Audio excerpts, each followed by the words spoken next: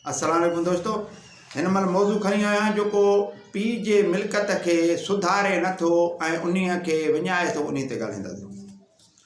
दोस्तों, पीउ हमेशह कोशिशि कंदो आहे त पंहिंजे बचनि खे सुखियो रखां, पंहिंजी घरवारी खे सुखियो रखां।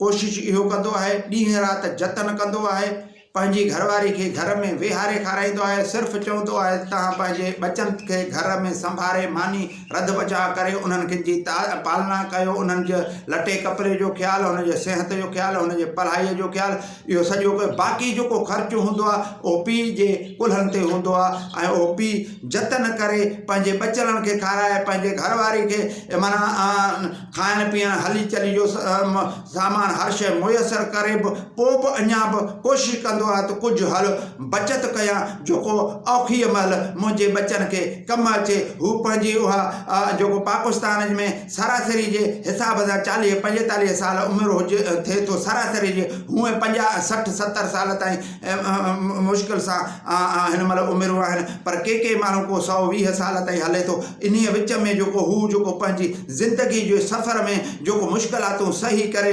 उहो माना कुझु हाल हथ करे ऐं पंहिंजे बचनि लाइ सहूलियत लाइ रखंदो आहे। मगर जेकॾहिं उहो पीउ गुज़ारे वेंदो आहे त हुनजो पुटु उन्हीअ जे जेको माल मिल्कियत खे नथो संभाले सघे ऐं उन्हीअ खे माना नाजाइज़ तरीक़े सां माना हलाए जल्दीअ में हुन मां फारिग थी ऐं जल्दीअ में माना उन मां मिल्कियत खे हेॾे होॾे करे छॾींदो आहे। दोस्तों, जंहिं पीउ जे उन मिल्कियत जो एतिराम न कयो, मां थो चवां त उन माण्हूअ में कहिड़ी चङाई जी उमेदु रखिजे। ऐं उहो त मूंखे ईअं ॾिसण में थो अचे ॼण चओ त माना इहो माना कंहिं बि माण्हूअ जो ख़ैर ख़्वाह न आहे, छो त हुनजे जेको पीउ सॼी ज़िंदगी में जेको माना संभाले ऐं हुन लाइ बचड़नि लाइ जेको माना पोरियो करे ऐं पंहिंजो ऊन्हारे में, गर्मीअ में, सर्दीअ में पाण न खाई बि पंहिंजे बचड़नि लाइ माना उहो माना ठाही, मगर उन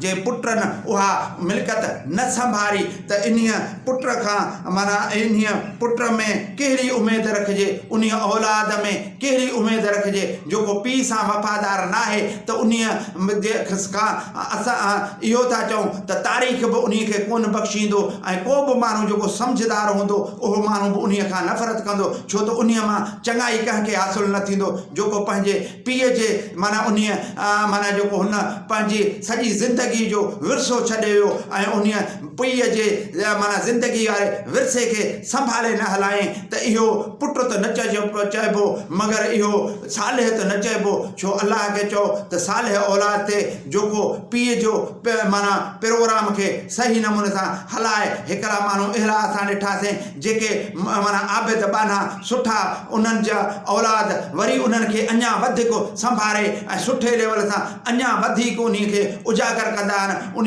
जे विलायत हुजे या उन जो पैसो ॾोकल हुजे या हुनजी मोरसी हुजे या हुनजो वसियत में जेको बि शइ छॾे वियो हुजे विसाल करण खां पोइ, त उन खे हू उनजो पुटु जेको सुठो हूंदो आहे, सालिह हूंदो आहे, उहो उन खे वधाईंदो आहे, चवंदो आहे त अञा बाबे साईं जे नाले खे रोशन कयां। मुंहिंजा प्यारा दोस्तों, इहे थोरा माण्हू हूंदा आहिनि जेके अहिड़ी सुठी सोच रखंदा आहिनि, उहे सालिह पुट अलाह हर कंहिंखे ॾे।